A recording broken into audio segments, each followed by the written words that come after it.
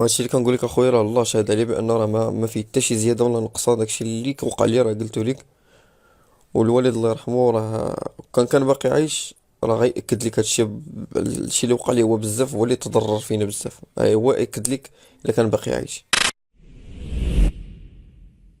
تحت الطلب ديالكم الخوت، اليوم غادي نعاود لكم جوج القصص ديال جوج المتابعين اللي معانا في القناه. هاد المتابعين عاودوا لينا القصص ديالهم اللي وقعوا لهم هما شخصيا، وبطبيعه الحال هاد القصص اللي عاودوا لينا كيقولوا على انها حقيقيه وما زادوا فيها حتى شي كلمه. حاجه اللي بغيت نقول لكم هو ان القصص راه كيخلعوا شويه، يعني اللي كيخاف بلا ما يتفرج من الاحسن. المهم الخوت، باش بلا ما نزيد نطول عليكم اكثر ونبداو نيشان القصص ديالنا، ما تنساوش تخليو لايك وديروها دابا نيت باش ما تنساوش. وإلا عجبكم هذا النوع ديال هاد القصص اللي غنعاود لكم كتبوها لي في التعليقات، باش هكا نبقاو كل مره نديرو شي جوج القصص ديال المتابعين. الخوت على بركه الله، يلا نبداو.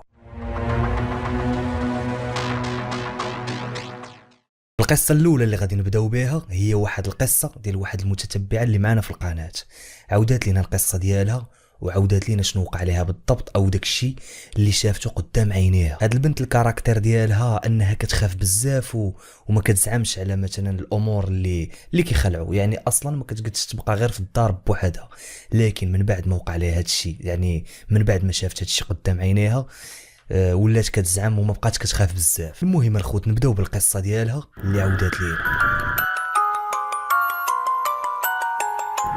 هاد البنت كتاكد لينا على ان القصه اللي وقعت ليها يعني ما زادت فيها حتى شي كلمه، وكتحلف لينا باللي هاد القصه كلها حقيقيه. هاد البنت كتقول لنا انها تزوجات في 2017، والعام اللي موراه في 2018، وبالضبط في شهر رمضان الزوج ديالها جاب الجده ديالو باش تصوم معاهم. المهم هاد الجده هادي واحد المراه اللي كبيره في السن وصحتها على قد الحال. هاد البنت اميمه كتعاود لينا مسكينه على انها كانت مهليه في جدات راجلها، يعني هي اللي كتنوضها تغسل ليها، هي اللي كتعاونها باش تمشي تتوضا، كتجيب ليها الماكله، يعني مهليه فيها، واي حاجه كانت كتحتاجها كتعطيها ليها. وماشي غير هي بوحدها فقط، لا بل حتى الام ديال الزوج ديالها حتى هي كانت معاهم في الدار، واميمه كانت مهليه فيهم بجوج، يعني واحد المراه اللي طيبه. المهم كيتسحروا كاملين مجموعين وكيبقاو فايقين حتى كيأذن الفجر، عاد كيمشيو يصليو وعاد كيمشيو ينعسوا. لكن الحاجه اللي غريبه هو ان اميمه ملي كانت كتبغي تمشي عند هاد الجده باش تفيقها كتلقاها فايقه، يعني كتفيق ملي كيأذن الفجر،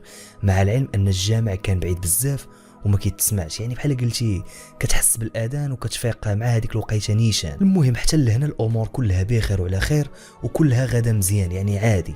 بقاو هكا رمضان كامل حتى النهار ديال 27. في هذاك النهار ديال 27 هذيك الجده مسكينه شدات الفراش وما بغاتش تنوض، كانت مريضه بزاف وحالتها كتبان انها صعيبه وعيانه. وميمه بطبيعه الحال كان كيصحاب لها غير مع الصيام، وحيت مرا كبيره يعني قالت وقيله مسكينه عيات شويه. المهم بقات مقابلاها وكتقول لها الا خصك شي حاجه نجيبها ليك، خصك شي حاجه نوجدها ليك. المهم بقات معها النهار كامل. غادي يجي الزوج ديال اميمه مع هذيك الربعه ديال العشيه من الخدمه، غادي تقول ليه اميمه باللي راه جداتك مسكينه عيانه وياك ما خاصنا نديوها للطبيب، راه شفت الحاله ديالها ماشي هي هذيك. هنا الزوج ديالها قال لها غير كوني هانيه دابا تولي بخير، يعني جاوبها واحد الجواب وكانه عارف هذيك الحاله اللي فيها هي. حتى لهنا أميمة مازال ما عارفه حتى شي حاجه وعند بالها كل شيء عادي، لكن غير بلاتي داكشي اللي غادي يوقع من بعد ما غاديش تتخيلوا وما غاديش تتخيلوه حتى نتوما. في هذاك النهار نيت بالضبط ملي اذن المغرب وحطوا الفطور فوق الطبله، غادي تمشي اميمه عند هذيك الجده، غادي تحاول تنوضها باش تفطر معاهم. المهم كانت حالتها عيانه ومريضه بزاف بزز باش قدرات تنوضها، كانت هذيك المراه مسكينه على قد الحال وعندها واحد العكاس وظهرها مقوس بزاف، يعني مشيتها مقوسه بزاف. المهم بقات معاها معوناها حتى داتها للصالون فين جالسين، حطوا الماكله قدامهم والمسائل والفطور راكم عارفين، وبداو كياكلوا. لكن هنايا فجاه هذيك الجده او هذيك المراه اللي كبيره في السن غادي تنوض وغادي توقف على رجليها بلا عكاز بلا والو. وماشي غير هادشي صافي، لا بل حتى هذاك الظهر ديالها اللي كان مقوس ما بقاش مقوس، ولات واقفه نيشان وكانها عندها غير 30 عام. هذيك الجده بدات كتهضر بواحد الصوت اللي غليظ بزاف وماشي صوتها، بقات كتشوف فيهم وكتقول لهم بغينا نمشيو بحالنا. قالت لهم الله يخلف عليكم، ولكن دابا بغينا نمشيو بحالنا. هاد الشيء اللي كانت كتقول لهم بواحد الصوت اللي غليظ ماشي صوتها. هنا اميمه كتعاود لينا باللي هذيك الخلعه اللي شداتها عمر في حياتها ما شداتها بحال هكاك، يعني ما تيقاتش داكشي اللي كتشوف قدام عينيها. اول مره غادي تشوف شي حاجه بحال هكا. هاد الجده مسكينه كانت مسكونه، لكن ما كانتش مسكونه غير بجن واحد فقط، لا كانت مسكونه بزاف ديال الجن. كتعاود لينا اميمه باللي كل مره كتسمع واحد الصوت اللي في شكل، يعني كتسمع الصوت مغاير لذاك الصوت الاول. يعني هنا كتاكد لينا انها يعني ما داخلش فيها غير جن واحد، داخل فيها بزاف. هنا الزوج ديالها والام ديالو غادي ينوضوا وغادي يديو هاد الجده هادي للبيت الاخر. هما غاديين بها للبيت وهي كتقول لهم خليونا نمشيو بحالنا، خلونا نمشيو بحالنا. يعني هاد الجده كانت كدوي بصفه الجمع. اما بالنسبه لاميمه فبلا ما نقول لكم الحاله ديالها كيفاش كانت وباش كانت كتحس، لكن هي ما كان عندها ما دير من غير انها بقات في هذاك البيت وخايفه وساكته، لكن كتسمع فيهم هما في البيت الاخر شنو واقع وشنو كيطرا. كانت كتسمع واحد الضحك اللي مرعب، وكتسمع واحد الهضره اللي في شيشكل، واحد الكلمات اللي ما مفهوميش، زائد كتسمع الصوت ديال الزغاريت. غادي يديروا ليها البخور، وهذيك الجده بقات غير كتصفق وكتغني. وهذا الشيء كامل بطبيعه الحال ماشي بصوتها، بصوت شي واحد اخر اللي صوته غليظ بزاف. اميمه كتقول لنا باللي هنايا الدار ولات سخونه بزاف، ولات طيبه، يعني ولا فيها واحد الصهد اللي ماشي طبيعي. غادي يبقاو على هذا الحال حتى قدروا ينعسوها ويكالميوها. هنا الزوج ديال اميمه غادي يجي عنده وغادي يقول لها راه صافي نعسات ومشى من هذاك الشيء، اجي تشوفي الحاله ديالها مسكينه كيفاش ولات. اميمه بطبيعه الحال كانت عزيزه عليها بزاف وما تقدرش تخليها، يعني وبقات فيها بزاف وبقى فيها داك المنظر اللي شافته. يعني هنايا مشات عندها للبيت الاخر باش تشوفها كيفاش بقات، لكن هنا ملي مشات عندها غادي تصدم باللي لقات يديها ورجليها عوجين وحتى وجهها عوج بلا ما حسات. كتعاود لينا ان في هذه اللحظه بدات كتبكي بزاف وما قدراتش تحكم في راسها، يعني بقى فيها المنظر. المهم الاجواء بقات هكاك في الدار حزينه وكئيبه، وما بقات عندهم الكانه ديال الماكله ديال حتى شي حاجه. هنا الزوج ملي جلس مع اميمه عاود ليها كل شيء وعاود لها الحقيقه، وحتى الام ديالو عاودات لها قالت لها راه ودي ما بغيناش نقولوا ليك، راه هادشي فيها من شحال هادي، غير ما بغيناش نقولوها لك باش ما نخلعوكش. قالوا ليها باللي ملي كانت صغيره وهي كيوقع ليها هكا، يعني من شحال هذا في كل ليله ديال 27 في رمضان ديما كيوقع لها بحال هكا. زائد ان في اي عيد بحال عيد المولد النبوي الشريف واي عيد كيوقع لها ديما بحال هكا وكطيح، يعني ديما مسكينه كتكرفص واخا صحتها على قد الحال. لكن الحمد لله من بعد هذيك الليله غادي ترجع هاد الجده لحياتها الطبيعيه، واخا كانت عيانه شويه، يعني عوضوها غير بالماكله وشويه الدواء ورجعت كيف ما كانت الحمد لله. وكتقول لنا اميمه ان هادشي اللي وقع لها عمري نساه، وكانت واحد اللحظه اللي مرعبه بزاف، يعني تخلعات بزاف. لكن كتقول انها دابا الحمد لله ما بقاتش كتخاف بزاف، ولات كتسمع القصص ديال الناس اللي كيوقعوا لهم شي امور بحال هكا، يعني بحال قلتي عودات القلب ديالها انها ما تبقاش تخاف. وكيف ما كيقولوا الا بغيتي ما تبقاش تخاف من شي حاجه خاصك تواجهها وما تخباش عليها. المهم الخوت كانت هذه هي اول قصه ديالنا. دابا غادي ندوزو للقصه الثانيه ديال واحد المتابع اللي معنا في القناه حتى هو. هاد القصه اللي غادي نعاود لكم ديال واحد الدري وقعات ليه سميتو حسن. حسن كيعاود باللي غادي ينتقل هو وعائلته، يعني الاب ديالو والام ديالو واخته، غادي ينتقلوا باش يعيشوا في واحد الدار اخرى اللي جديده في مدينه اكادير. لكن هاد الدار اللي غادي يمشيو ليها اللي غادي يسكنوا فيها جديده غادي يوقعوا فيها شي حوايج، وغادي يشوفوا شي حوايج اللي ما كتدخلش للعقل، او بالاحرى هاد الحوايج كيخلعوا بزاف وماشي طبيعيين نهائيا. المهم حسن كيعاود لنا باللي العام الاول اللي سكنوا فيه في هذاك الدار ما كانش كتوقع شي حاجه اللي غريبه، يعني العام الاول سكنوا عادي بخير وعلى خير. لكن الاحداث اللي غادي يبداو يوقعوا ليهم غادي يبداو يوقعوا في العام الثاني، في العام اللي وراه. حسن كيعاود لنا باللي هاد الدار ولاو كيسمعوا فيها شي اصوات، ولاو كيسمعوا فيها شي تقرقيب اللي ماشي طبيعي نهائيا. زائد ان الام ديالو هي اللي كانت كتسمع هاد الاصوات بزاف، كانت كتقولها لهم، كتقول لهم اودي هاد الدار هادي راه ماشي هي هذيك، واقيلا هاد الدار مسكونه. لكن هما كانوا كارين بواحد الثمن اللي مناسب لهم، يعني ما كانوش باغيين يبدلوا الدار دغيا.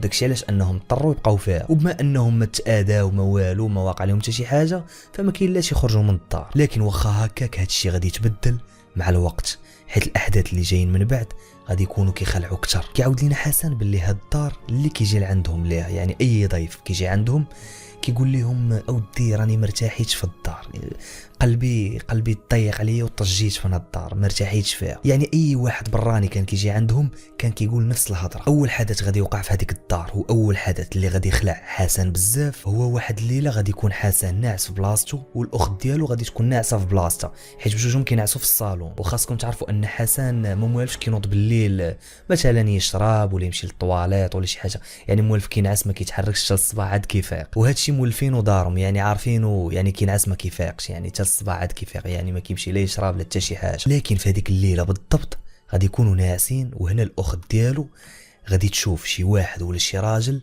تم غادي كيتمشى، مشى لواحد البلاصه غادي يشرب الماء، غادي يسد القرعه، غادي يشرب على راحته، غادي يسد القرعه وغادي يزيد في حاله. اختو ملي شافت هذا المنظر ما فهمات والو وما قدراتش تدوي وما قدراتش تتحرك حتى الصباح ملي سولات حسن قالت ليه واش نطتي بالليل شفتك قدامي نطتي شربتي حليتي القرعه وزدتي مشيتي في حالك؟ قال لها ودي انا راني ما فقتش، راك عارفاني انا راه ما فقتش نهائيا. وملي سولات الاب ديالها حتى هو قال لها نفس الهضره. هنا في الحقيقه بدا كيدخلهم الشك اكثر. المهم هذا الحدث هذا ما كانش شي حاجه اللي فيه شي حاجه اللي مرعبه، لكن الحدث اللي وراه هو اللي غادي يخلعهم اكثر. الاخت ديال حسن واحد النهار ما كانتش في الدار، مشات تبات عند شي واحد من العائله ديالهم. المهم ما كانتش في الدار، وهذيك الليله بالضبط كان حسن غادي ينعس غير بوحده في الصالون، والاخت ديالو كانت عندها واحد المونيكا في الدار وبالضبط حطها في واحد البلاصه في الصالون. غادي يوصل الليل وحسن غادي يشد بلاصتو وغادي ينعس، يعني عادي الامور حتى لهنا بخير وعلى خير. لكن تقريبا مع هذيك الجوج ديال الليل حسن وهو ناعس حتى غادي يضربوا الفيقه على واحد الصوت. هذا الصوت منين جاي من هذيك المونيكا، وهذا الصوت عباره على واحد بحال المشطه كتمشط الشعر. عرفتوا هذاك الصوت ديال ملي مثلا شي وحده كيكون شعرها حرش وكتبدا تمشط بشعرها كتسمع ديك كشك كشك، هذاك الصوت تماما هو اللي سمع جاي من هذيك المونيكا. تخيل معايا ناعس مع الجوج ديال الليل وكتسمع الصوت ديال المشيط جاي من مونيكا. الصراحه هادشي كيخلع بزاف. هنا حسن حتى هو تخلع بزاف، لكن الحمد لله بدا كيقرا القران حتى هذاك الصوت مشى ومبقاش كيتسمع. ملي فاق الصباح حسن واخا ما عرفتش انا شخصيا كيفاش حتى جاه النعاس هذيك الليله باصلي. المهم ملي فاق الصباح غادي يقولها للام ديالو، والام ديالو غادي تشد هذيك المونيكا وغادي تلوحها. وخاصكم تعرفوا واحد الحاجه الخوت، باللي المونيكات وهاد المسائل بحال هكا يعني واحد النسبه كبيره انهم كيقدروا يدخلوا فيهم الشياطين. وهذا الكلام ماشي انا اللي كنقوله، كيقولوا علماء اللي كبار ديال الدين. لكن بين قوسين انا سمعت باللي الالعاب ديال الاطفال الصغار ما كيكونش فيهم يعني مس، يعني ما كيكونش فيهم شياطين، ما كيكون فيهم حتى شي حاجه، الالعاب ديال الاطفال الصغار. اما بالنسبه لهذوك الاصنام مثلا كاين اللي كيدير صنم ديال شي حاجه ديال شي حيوان، ولا كيدير تمثال ديال شي حيوان، فهادوك كيكونوا معرضين انهم يدخلوا فيهم الشياطين. المهم على اي نكملوا القصه ديالنا، نكملوا القصه ديال حسن في واحد الليله قال ليه راسو باش يقلب على القارين وداك المسائل اللي كيتعلقوا بالقارين وتحضير القارين وراكم عارفين هذاك العالم. حتى هو قال لنا الله يسمح ليه يعني غير فضول منه بدا كيقلب على هادشي كيفاش يحضر القارين وكيفاش يدير الى اخره. المهم بدا كيقلب في الانترنت وكيبقشش مزيان حتى لقى واحد المقاله. هنا بدا كيقرا في واحد الكلمات اللي ما خاصهمش يتقراو. المهم بدا كيقرا في هذوك الكلمات كيقرا لكن ما وقعت حتى شي حاجه اللي ماشي طبيعيه، يعني ما وقعت حتى شي حاجه اللي غريبه. هنا حسن قال صافي راه ما كاين والو، هادشي غير كذوب، يعني ما خداش الامر بجديه. المهم غادي يمشي لبلاصتو وغادي ينعس. لكن هنايا من بعد ما حط الراس ونعس غادي يحس باللي شي واحد جالس ليه فوق منه، حاط ركابيه فوق منه وكيتنفس. حسن كيعاود باللي هاد اللقطه عمره ما ينساها نهائيا، يعني كيحس باللي شي واحد ثقيل حاط ركابيه فوق منه فوق من ظهره وكيتنفس وكيطلع النفس وكيهبط. حسن بطبيعه الحال ما دار والو من غير انه بقى كيقرا في القران حتى حس باللي هذاك الشيء مشى وما بقاش. غادي يفيق في الصباح وغادي يقولها للام ديالو غادي تدورها فيه وغادي تقول ليه واش انت مسطي وانت راك عارف هاد الدار مسكونه وعاد زيد كتبقشش في داك الشيء، واش راه ما خاصكش اصلا دير هادشي. المهم دوراتها فيه. اما بالنسبه للحادثه الاخرى اللي غادي تطرى لهم واللي غادي تجيب لهم التمام وهي السبب باش خلاتهم يخرجوا من هذيك الدار، هي اللي غادي نقول لكم دابا. كيعاود لينا حسن باللي الاب ديالو الله يرحمه ترحموا عليه، الاب ديالو الله يرحمه كان مرشد سياحي، كان كيخدم نهار كامل وملي كيجي بالليل كيدوش، يعني كيدوش تقريبا مع هذيك جويه 10 د الليل 11 ديال الليل، يعني كيبغي يدوش باش يمشي يرتاح. المهم كان مولف هذه القضيه، لكن هذاك النهار بالضبط كيف العاده غادي يدخل غادي يدوش وغادي يخرج يجلس في المرح. جلس في المرح كيستراح من الدوش ديالو، وهو جالس كيستراح حتى لواحد اللحظه غادي يبان ليه هذاك الحيط اللي قدامه ولا فيه واحد الضو ابيض، خرجت منه شي حاجه اللي ما معروفاش شنو هي، حيت هذا السيد الله يرحمه هو اللي شافها. المهم من بعد ما شاف داك الشيء بدا كيقرا في القران وناض مشى بحاله، ناض مشى للبيت الاخر. لكن مع ذلك من هذاك النهار بالضبط هذا السيد هذا الله يرحمه من هذاك النهار نيت فين وقع عليه هذا الشيء غادي تسكن، يعني ما بقاش طبيعي. ولا كل نهار في هذيك الوقيته بالضبط مع ديك 11 الليل فاش كان دوش كل مره كان كيطيح، يعني بالضبط هذيك الوقيته اللي دخل دوش فيها كل نهار كتوصل نفس الوقيته كيطيح وكيتسكن، لدرجه يوميا ملي ولات كتوصل هذيك الوقيته ولاو كيعولوا على ان الاب ديالهم غادي يطيح، وكان كيقول لهم باللي كيشوف شي حوايج اللي غريبين. هنا غادي يضطروا انهم يجيبوا واحد الراقي اللي غادي يتبع معاه، والحمد لله بقى متبع معاه حتى ولا بخير وعلى خير. لكن من بعد هذيك الحادثه هما غادي يخرجوا من الدار وغادي يخليوها وما بقاوش غادي يدوروا يشوفوا فيها نهائيا. كيعاود لينا حسن باللي هذيك الدار دازوا فيها شي حوايج ودازوا فيها شي احداث اللي بصح كانوا كيخلعوا. واحد الحدث نسيت ما عاودتو ليكم، قال لنا حسن باللي واحد النهار كانت بايته معاهم شي وحده من العائله ديالهم. هاد السيده كانت ناعسه بالليل حتى غادي تضرب الفيقه، ملي ضربتها الفيقه شافت جوج ديال الاولاد صغار، شافت جوج ولاد صغار كيلعبوا كيضحكوا وكيشوفوا فيها. كتقول باللي هاد الاولاد الصغار كانوا كيلعبوا بواحد اللعبه ديال حسن. واش عرفتوا هذيك اللعبه ديال بحال الرمح كتلصق واحد اللعيبه في الحيط وكتبقى تصيفط واحد الرمح كيلصقوا فيها؟ شافتهم كيلعبوا هذيك اللعبه وكيضحكوا وكيشوفوا فيها، يعني بصح كانوا كيوقعوا شي احداث اللي غريبين وما كيدخلوش للعقل. لكن كيف ما قلت لكم من بعد ما وقع هذاك الحدث مع الاب ديالو خرجوا من هذيك الدار ومشاو سكنوا في دار اخر جديد. الاخوت كانوا هادو هما القصص ديال اليوم، نتمنى القصص يكونوا عجبوكم وغادي نشكروا السي حسن وأميمة على هاد القصص اللي صيفطوا لينا. وبالنسبه للخوت اللي مصيفطين لي القصص ديالهم في انستغرام، انا كل مره كنقرا قصه واللي عجباتني فرا غادي نديرها في حلقه. ولا كنتي كتشوفني حتى انت دابا وعندك شي قصه بغيتي تعاودها ليا، سواء قصه ديال الرعب ولا قصه ديال نجاح او قصه ديال شي حاجه مؤثره او اي قصه بغيتي تشاركها معنا، دخل عندي الانستغرام غادي يبان لك هنا تماك تواصل معايا. ما تنساوش الخوت تبارطاجيو الحلقه مع اصحابكم وتخليو لايك. كان معكم امين نقيطي، تهلا.